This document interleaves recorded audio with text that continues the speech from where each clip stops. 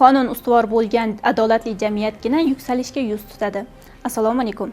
Efirda Namangan viloyatining ijtimoiy, siyosiy, madaniy, ma'rifiy hayotiga oid yangiliklar bilan Zamin informatsion dasturi. Studiyada Shohsanam Bisenbayeva. Bugungi dasturimizdan o'rin olgan lavha va reportajlarning qisqacha sharhi bilan tanishing. Ekologiyani kimlar buzmoqda? Reyd boshlangandan buyon barcha g'ishimdorlar faoliyati to'xtatildi. Korrupsion holatlar kamaydimi? O'tgan yil xodimlar tomonidan 7 ta korrupsiya holati sodir etilgan bo'lsa, Bo'lajak soliqchilar nimadan mamnun? O'zimni kelajagimni ushbu soliq sohasida ko'ryapman. Endi shu va boshqa lavhalarning tafsilotlariga o'tamiz. So'nggi kunlarda respublikamiz bo'ylab yog'ingarchilik holatlari kuzatildi. Buning natijasida atmosfera havosi nisbatan yaxshilandi, biroq ekologik muammo hali ham dolzarbligicha qolmoqda. Shu bois yurtimizning barcha hududlarida maxsus shtab va ishchi guruhlar shakllantirilib, havo ifloslanishiga sabab bo'layotgan omillarni aniqlash borasida kuchaytirilgan nazorat tadbirlari davom ettirilmoqda. Dastlabki lavhada ayni yo'nalish bo'yicha viloyatda olib borilayotgan ishlar xususida so'z boradi. Filtr o'rnatgandagi atmosfera havosiga chiqadigan ko'zga ko'rinadigan yoki ko'rinmas chiqindilarni ma'lum bir miqdorda ushlab qoladi hamda tabiat ifloslanishini oldini olishga katta hissa qo'shadi.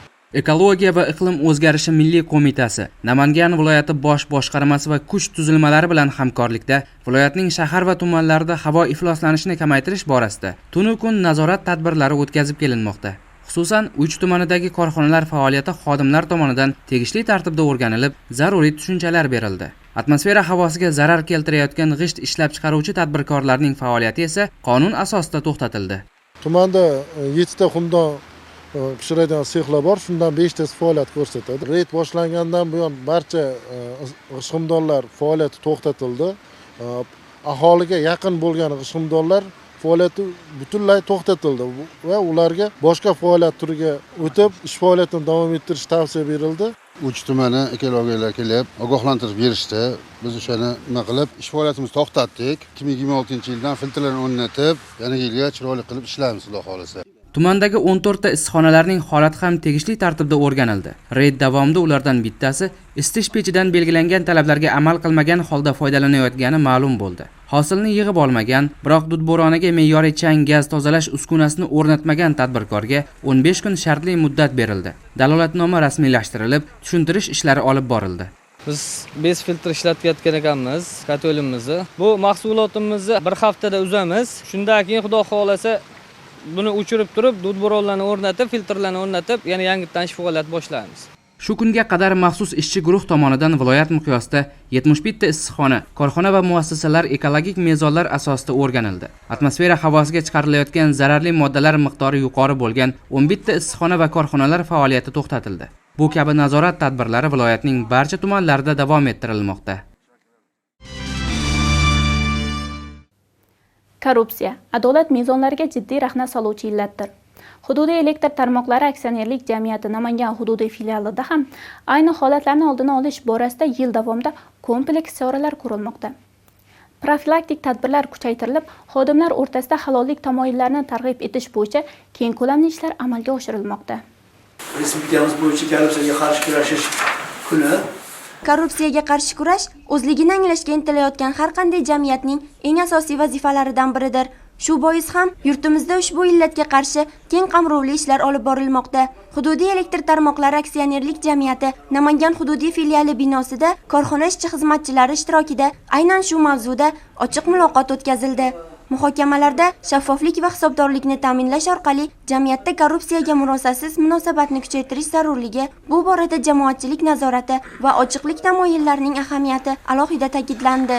Bu illatni oldini olish maqsadida tizimda ham ko'plab ishlar amalga oshirilmoqda. Xususan, avvallari qonun buzilish holatlari aniqlansa, qo'lda dalolatnoma rasmiylashtiriladi.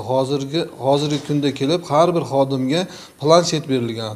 Dalolatnomalar elektron rasmiylashtirilmoqda. Buning natijasida iste'molchi va xodim o'rtasida korrupsiya oldini olinib, o'g'irliklar kamaymoqda. Bugungi tadbirimizda ham korrupsiyaga qarshi kurashish bo'yicha tushuntirish ishlari olib borildi. Tadbirda o'zimizga yetarlicha xulosa chiqardik. Korrupsiyaga qarshi kurashish bo'yicha muntazam shug'ullanib boramiz. Korrupsiya mansab yoki xizmat mavqeidan shaxsiy manfaat uchun noqonuniy foydalanishdir. Bu pora olish, pora berish, xizmatni suiiste'mol qilish, tanish-bilishchilik orqali ish hal qilish kabi holatlarni o'z ichiga oladi hamda tashkilotning obro'si, sha'niga putur yetkazadi. Muloqot davomida korxona xodimlariga bu kabi salbiy holatlarni oldini olish, korrupsiyaviy vaziyatlarni yuzaga keltirmaslik bo'yicha aniq ko'rsatma va tavsiyalar berildi.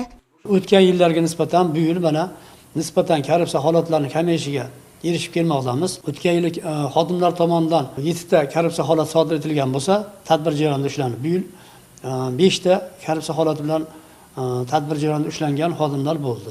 Kompleks xizmatlar tomonidan o'tkazilgan tadbirlarning maqsadi korrupsiyani oldini olish, uni minimallashtirish, tizimda shaffoflikni ta'minlash maqsadida ishlarni olib bormoqdamiz. Korrupsiya jamiyat taraqqiyotiga eng katta to'siqdir. Buni anglagan har bir xodim, ishchi, xizmatchi o'z vazifasini vijdonan bajarish, faoliyati davomida shaffoflikni ta'minlab, qonun ustuvorligiga erishish uchun barcha imkoniyatlardan foydalanishi talab etiladi. Yoshlar bilan ishlash, ularning muammolarini o'rganib, joyida hal etish mahallaga biriktirilgan yoshlar yetakchilarining asosiy vazifasi hisoblanadi. Yilning eng namunaviy mahalla yoshlar yetakchisi tanlovining viloyat bosqichida joriy yil mobaynida belgilangan yo'nalishlarda samarali faoliyat yuritib, zimmasiga yuklangan vazifani sidqidildan ado etgan yetakchi yoshlar munosib taqdirlandilar. Yoshlar bilan samarali ish tashkil etgan, xususan yoshlar daftari tizimi bo'yicha belgilangan vazifalarni namunali yo'lga qo'ygan yetakchilar o'rtasida yilning eng namunali mahalla yoshlar yetakchisi tanlovi o'tkazildi. Tanlovda 14 ta tuman va shahar mahallalarida faoliyat yuritayotgan 140 nafar yetakchilar o'zaro bellashdilar. Ushbu tanlov mana 3-yildirki an'anaviy tarzda o'tkazib kelinyapti. Yoshlarga oid davlat siyosati ijrosini mahallada olib borilayotgan ishlarni bir tizimli ravishda tashkil qilgan yoshlar yetakchilarining 10 ta yo'nalishda har bir soha mutaxassislarini bevosita vakilligi orqali baholab berilyaptiki, bu xolislikni, shaffoflikni ta'minlab beradi. Tanlov qatnashchilari mahallalardagi iqtidor egalari bilan ishlash, yoshlar o'rtasida sog'lom turmush tarzini targ'ib etish, tadbirkorlik g'oyalarini qo'llab-quvvatlash, bo'sh vaqtlarini mazmunli tashkil etishdagi ishtiroklarini taqdimot ko'rinishida namoyish etdilar. Mutaxassislar tomonidan ularning faoliyatlari baholanib, yo'nalishlar kesimida 10 nafar yetakchilar tanlovning respublika bosqichiga munosib ko'rildilar. Yoshlar daftari jamg'armasi orqali 2024-yil davomida 65 million so'm, 600 ming so'mlik 29 nafar yoshlarimizga yordam ko'rsatgan bo'lsak, 2025-yil davomida 40 nafar yoshlarimizga 80 million so'mdan ortiq moddiy yordamlar ko'rsatdik. Yoshlar daftari tizimida samarali ish tashkil etgan eng namunali yoshlar yetakchisi sifatida hakamlar hay'ati tomonidan munosib e'tirof etilib, birinchi o'rinni qo'lga kiritdim.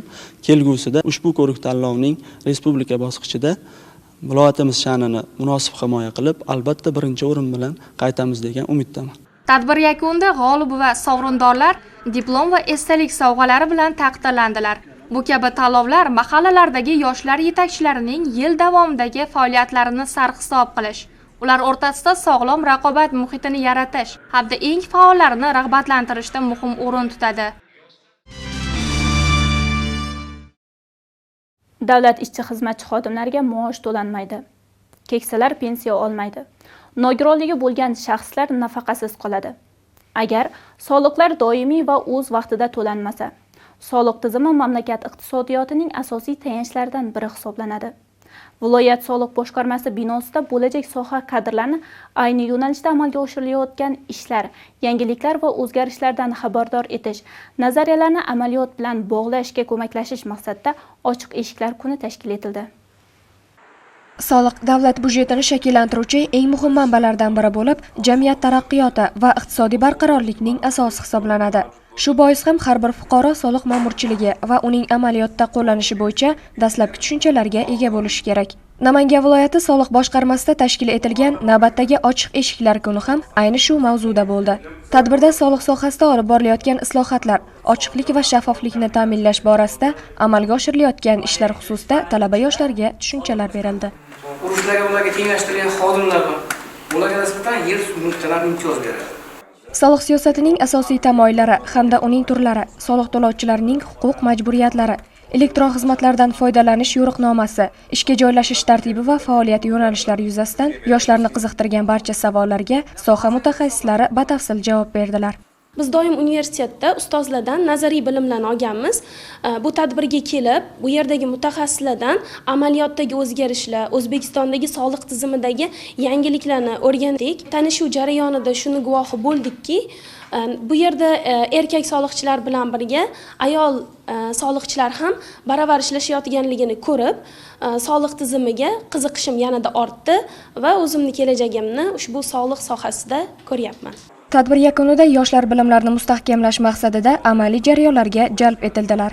Ularga davlat xizmatchilari faoliyatining samaradorligini baholash natijasini aks ettiruvchi va ma'lumot almashinuvini nazarda tutuvchi axborot tizimi KPI haqida hamda soliq monitoringi va elektron hisobot yuborish borasida tushunchalar berildi. Bu esa bo'lajak soliq xodimlarining shu kasbga qiziqishlarini yanada oshirib, mavjud ko'nikmalarni mustahkamlashga imkoniyat yaratdi. Sizlarga yetkazmoqchi bo'lgan lavha va reportajlarimiz shulardan iborat edi. Oldinda ob-havo ma'lumotlari bilan tanishishingiz mumkin. Ijtimoiy tarmoqlardagi sahifalarimizga obuna bo'lib, do'stlaringizga ham ulashni unutmang. O'zingizni asrang. Bizni kuzatishda davom eting. Kelgusi dasturlarimizda ko'rishguncha, xayr, omon bo'ling.